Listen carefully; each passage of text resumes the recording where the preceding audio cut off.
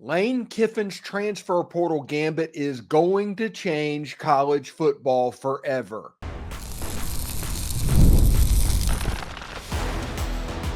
You are Locked On Ole Miss, your daily podcast on the Ole Miss Rebels, part of the Locked On Podcast Network, your team every day. Hi, I'm Stephen Willis, a former staff member at Ole Miss and a 10-year veteran member of the national media with Yahoo Sports. Thank you for joining us. Today on the show, we talk about the transfer portal and how Lane Kiffin and Ole Miss is using it to rapidly grow their rosters. That bears out with SEC StatCat ranking 4 Ole Miss Rebels in his top 12 most impactful transfers in the SEC. We look at that. We look at Diego Pounds, Nate Kalepo, and Julius Buelow as P5 O-linemen that could transform this offensive line. Then we look at last night's Rebel road trip meeting with a couple of news items that's kind of worth knowing. This is the Locked On Ole Miss podcast, your daily podcast on the Ole Miss Rebels, part of the Locked On Podcast Network, your team every day. We're free and available in all the podcast apps and on YouTube. So thank you for making Locked On Ole Miss your first listen every day, and a special hello to the everydayers who make the show what it is. July 2nd at 7 p.m. Central Time, you can join us at Walk-Ons in Ridgeland, Mississippi. Maybe get some red beans and rice, some boudin, all of that good stuff. We're going to be having a great meet and greet, and it's a great way to expand the Loom community. So stop by and do that. Also, the Rebel Road Trip is going to be in Corinth in a week at 6 Central Time, June 13th at 6 Central Time at the Crossroads Arena in Corinth. There's still time to join the Grove Collective also and help Ole Miss football be elite. You can go to thegrovecollective.com and join today. Today's episode is brought to you by Game Time. Download the Game Time app, create an account, and use code LOCKEDONCollege for $20 off your first purchase. Terms apply. Okay. It is June 6th. And since it's June 6th, I'm probably going to preach a little bit today. So everybody be wary of that coming. And my whole thing that I'm talking about is Lane Kiffin's portal gambit and how this can change everything. Everybody's heard me talk over the last couple of months and comparing what Lane Kiffin and Ole Miss is doing in the transfer portal and how people are reacting to it to what Bill Snyder did at Kansas State back in the early 2000s, the late 1900s at Kansas State in the JUCO recruiting area. If you're not doing it this certain one way, you're obviously not doing it right. And the reason for that is talking heads need less variance. They need one way for you to be particularly good so they can judge the rankings of who's doing that the best. So whenever variances happen, they can be a little bit flustered. They can fight against it. They can rail on it. And that is what is happening with Lane Kiffin in the transfer portal by some right now. Now, this transfer portal situation, the way it worked before, and let's go back to 2008 recruiting. I always like to talk about 2008. But in 2008, there was one real way to do it. You could sign 25 players in the transfer portal or in the recruiting class, high school recruiting class. You can redshirt them. You got 5 years to play 4. There was one way to really acquire talent other than the JUCO system at that time in college football. You could transfer, but you had to sit out. You lost a year of eligibility, essentially. Either your redshirt year, if you didn't have that, you would just lose your junior year if you transferred to another institution. Players did not make NIL. Players did not have collectives. It was a completely different time 15 years ago. But the benefit of that is this was also at the time of recruiting services and fan sites and all of that rising up through the Ole Miss Spirit, Rebel Grove, whatever ESPN's was called at that time. It's now Inside the Rebels at 247. There was no 247 at that point. Not to my knowledge. There might have been. But the point is, it was really easy to rate how people are going in the offseason and acquiring talent and made college football much more predictive. It became a very predictable thing. And as a result, we kept leaning into that. And by the time the playoff era happened and those teams could basically recruit to the playoff, you had 4 teams that had a chance to win a national championship every year. That was about it. 4 teams had the talent to get it done. They were doing everything. It had gotten stale. The ratings of the college football playoff had plummeted all the way through 2020, essentially until COVID. Then NIL happened and the transfer portal happened and everything opened up. Now, the situation that happened was people fought against the system. They completely railed against what's going on because they wanted to do the other way because they were successful in that. It makes sense. It's what everybody would do. But early adopters like Lane Kiffin saw this as an opportunity to supplement their high school recruiting and build their roster. And now it's at the point where transfer portal recruiting, especially multi-year transfer portal recruiting, maybe is more important than high school recruiting. Now, Ole Miss is doing well now at both, but that was mainly because of this transfer portal gambit that happened starting in 2022. You ended up with some fairly big name players that have transferred into Ole Miss. I mean, Jackson Dart obviously would be a name that everybody would know off the tip of their tongues. Caden Priestcorn is a transfer as well. Jordan Watkins, a transfer as well. Trey Harris, a transfer as well. Players that came in this year, Daquan Wright, Chris Hardy, Rashad Amos, Dominique Thomas. Heck, Ulysses Bentley IV was a transfer way back when from SMU. Logan Diggs transferred from LSU. Henry Parrish Jr. just transferred from Miami. And if you look at defensive players, Princely Umanmielen, Walter Nolen, this transfer gambit is pretty special for Ole Miss right now. And because of that, when you look at Ole Miss's roster, they've added a what school did they transfer from to their official roster. And you look at the sheer number of transfers that exist on Ole Miss's roster, and that lets you know exactly where they sit and how committed they are. But it's not just being committed. There's some impact transfers like SEC StatCat. If you don't follow him on Twitter, I recommend it. He's a great follow on Twitter, but he's a big analytical guy. I'm not a huge analytical guy, but he is an analytical guy, and he's rating the 50 most impactful transfers of the 2024 season. When you look at number 1, he has Walter Nolen as an interior defensive lineman. He says this former consensus top 3 recruit is coming off a year where he boasted a top 6 sack rate among college interiors. For good measure, both his 5.8 stop rate and his 10.7 impact rate placed inside the core 4's top 16 among defensive lines with immense upside. His is the loftiest. And then you have Princely Umanmielen, the number 3 most impactful transfer. Along with boasting a top 10 pressure rate in college football, no SECer dominated true pass rush situations as well as Pete Golding's edge. Pete Golding, like we've told you multiple times, for whatever reason, going back to Marcus Davenport, edges in Pete Golding's defense have played out really hard. When opponents passed outright, he reached the quarterback 21% of the time. An eighth of his plays result in either a sack, a hurry, or a batted ball, intercepted, forced fumble, or defensive stop. Either way, he is a major loss for Florida. He accounted for 24% of the team's total pressures. That's the highest share in the SEC last year. Not just the defensive side of the ball. Juice Wells also is going on here, and they talk about this. This time last year, Wells was the popular pick to be the conference's top wide receiver. But even though his stock has taken a hit after he lost a season, he joins a potent offense that could see him hit the ground running and immediately produce. No longer an offense's clear number 1 guy, Wells could become more advantageous against simple coverages with the rest of the Rebels' weapons constantly stressing opponents.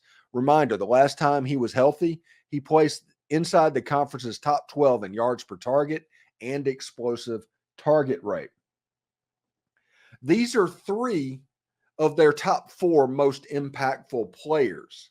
And we're not going to stop there. We're just going to tell you the fourth one in just a second because it kind of dovetails into the offensive line and how Ole Miss decided, hey, we're going to hit this transfer portal to literally pick and choose to fix the needs that we have at the moment. And one of those needs is on the offensive line, and Ole Miss went and picked out Diego Pounds. Anyway, thanks again for making Locked On Ole Miss your first listen of the day. Diego Pounds is coming in to be an anchor left tackle. But what is the state of the offensive line going into the season, and how did Kiffin's transfer gambit help that? Stick around. We'll find out. Game Time is the place to get your NBA Finals tickets, and they have killer last-minute deals, all-in prices, views from your seats, and the lowest price guarantee. Game Time takes the guesswork out of buying NBA tickets. They have views from each seat in the arena. This goes for the NBA Finals. This goes for Vaught-Hemingway Stadium. If you want to get an Ole Miss Georgia ticket, you can do so with a view from your seat in Vaught-Hemingway Stadium. There's not really a bad seat in the stadium at Vaught-Hemingway, but this will give you views so you have exactly what you were looking for. They do have the lowest price guarantee, event cancellation protection, job loss protection, etc. All this stuff, customer service related you would be looking for in a ticketing rep. Game Time has that under control. So take the guesswork out of buying NBA tickets with Game Time. Download the Game Time app, create an account, and use code LOCKEDONCollege for $20 off your first purchase. Terms apply. Again, create an account, redeem code LOCKEDONCOLLEGE for $20 off. Download Game Time today. Last minute tickets, lowest price, guaranteed. Are you watching Fox Sports or ESPN on your TV all day and you have to turn down the volume with all of that screaming and shouting? Make the switch to Locked On Sports today. It's a free 24/7 sports streaming channel programmed for you each and every single day to bring you the biggest stories without all of that screaming. Locked On Sports Today brings you can't-miss analysis, opinions, and news, streaming 24/7 on YouTube or the free Amazon Fire TV Channels app. Part of the Locked On Podcast Network.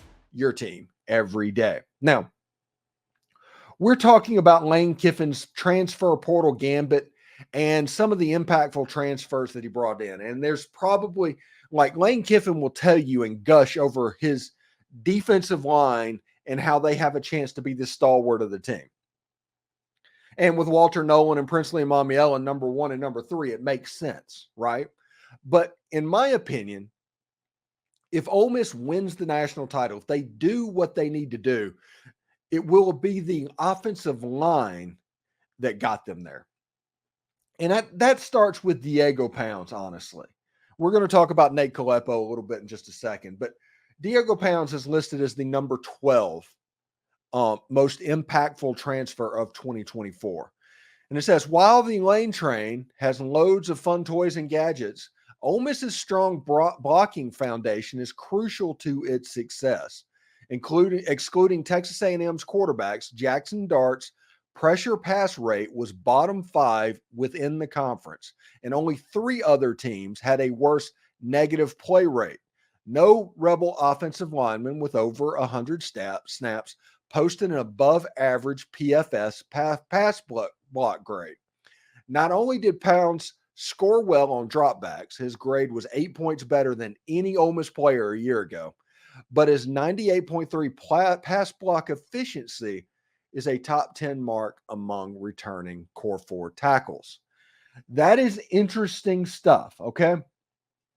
Now, a lot of that is Jackson Dart holds on to the football to the very last second. A lot of the pressure and all the sack rate is because Jackson Dart he's such a tough guy and he's such a tough quarterback that he will hold on to the football to his detriment.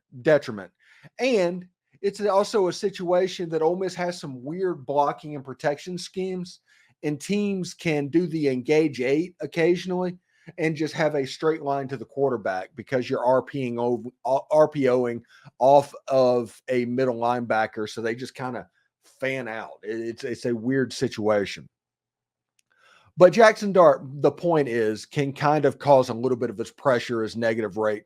It's not really on the offensive line as it being a problem. Now, the offensive line takes the hit, they take the stats, and it doesn't look good. And if you look at, Jarquan Scott coming in from Southern Miss, he has 50 starts in his career, something like that, 40 starts. You have Julius Buelow, who was a starter on the Joe Moore winning offensive line of the year at Washington. You had Nate Kalepo, who the same, almost got 2/5 of that offensive line. And you have Diego Pounds. And you have an offensive line that has been rebuilt, retooled completely through the transfer portal because of one game that happened in November of last season. So there wasn't even time to really make that much of a change. You had like a month and a half to get these players signed, and Ole Miss was able to do that. This transfer gambit and what Lane Kiffin is doing, we always like to joke about him playing 4D chess in the portal and in high school recruiting and stuff like that. But he is almost doing that at this point. When other schools are trying to figure out how to utilize this, Lane Kiffin is trying to figure out how to get depth with this because he's already figured out how to utilize it at the high end level. And you can see that on the offensive line. Ole Miss has a roster where Lane Kiffin is preparing for 16 games of worth of depth that he is building. That's the reason a lot of these do not make sense, okay? Whenever you look at the running back room, it's like, how many running backs does he need? Or look at all these wide receivers. This is so weird. No, he is going after 16 games of depth.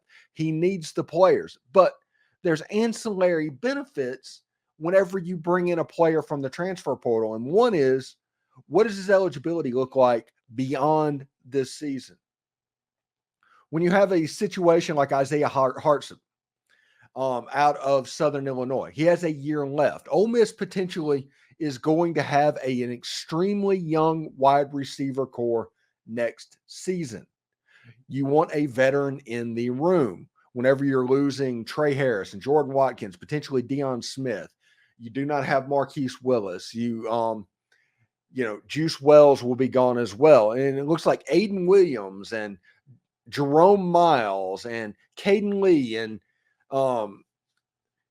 Alfred and so many young players coming up. You do want an older veteran presence in the room. So you look at it, it's like, hey, this guy's got an extra year of eligibility. He's probably not going to the pros. He's somebody that can come in this year. He can participate in the bottom of the depth chart.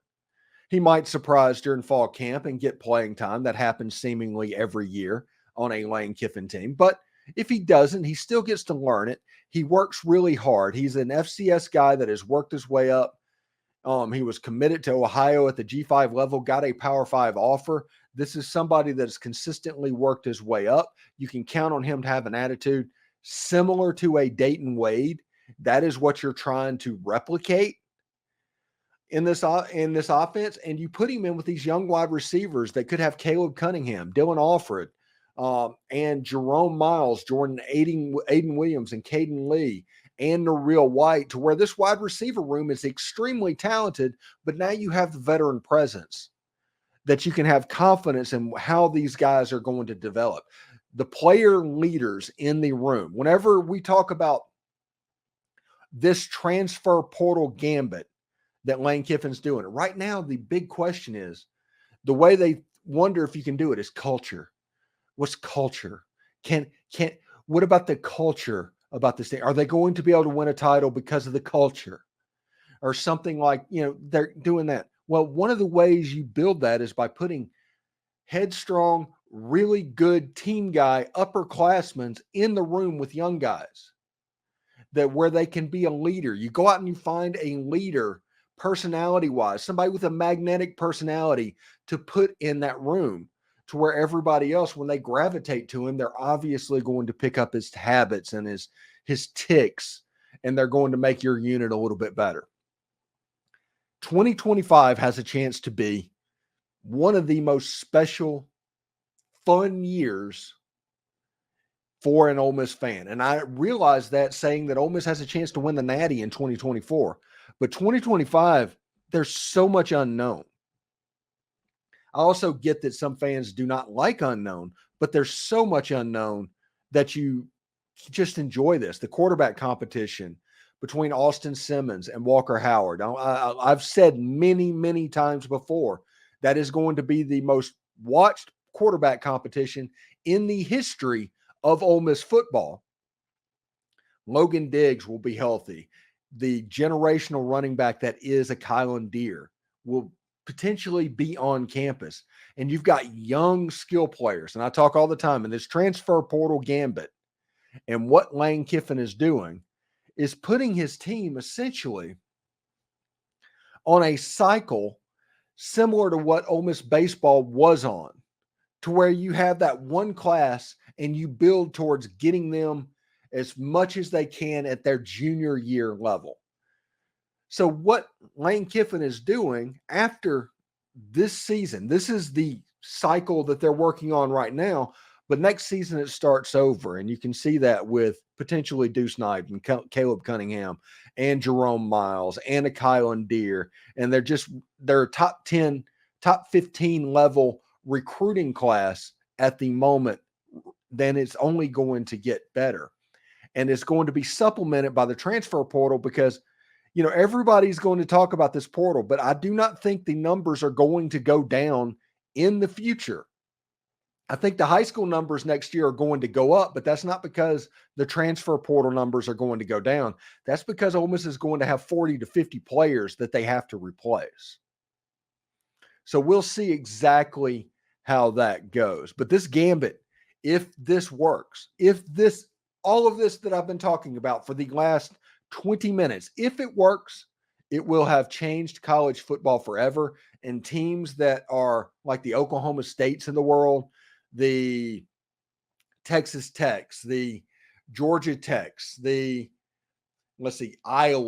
the Wisconsins. If you learn to use the transfer portal effectively, you can saw off these Georgia Bulldogs, these Alabama Crimson Tide, Clemson Tigers, Florida State Seminoles, Michigan Wolverines, Ohio State Buckeyes. This is a way to make it have a little bit more parity in college football. You take the NIL, you take the transfer portal, and you expand the playoffs, and all of a sudden, instead of 6 teams where all the top 50 players want to go, there might be 20 teams that can get a top 50 type player. Really, really interesting stuff indeed. Thanks again for making the Locked On Ole Miss podcast your first listen. It's June, so the Rebel Road Trip sponsored by Dead Soxy is back at it. We found out some stuff.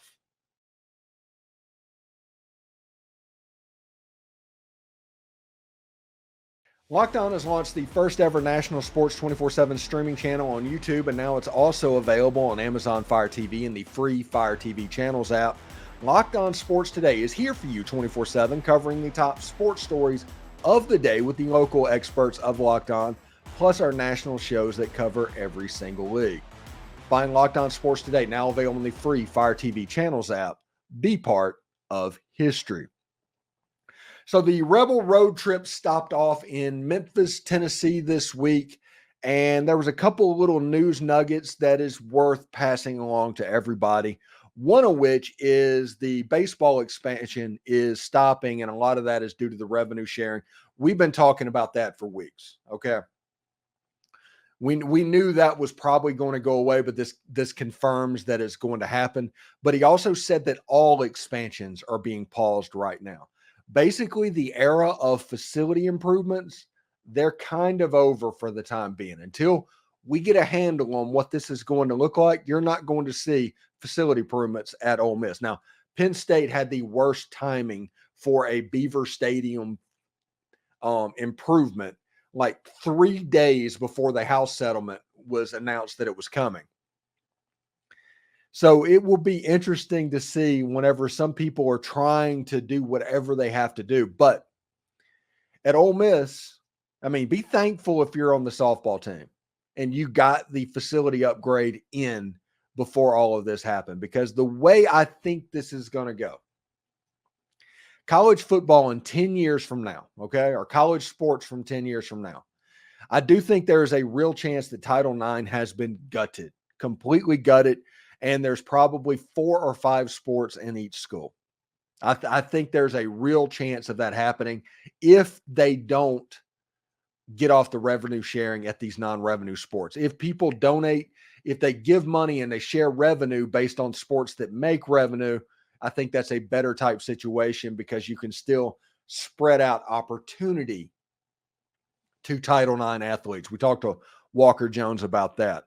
I think the number of sports, if they don't do that, which I don't think they will, because right now people are willing to just, ride or die on absolutely everything, even at the detriment of common sense from time to time.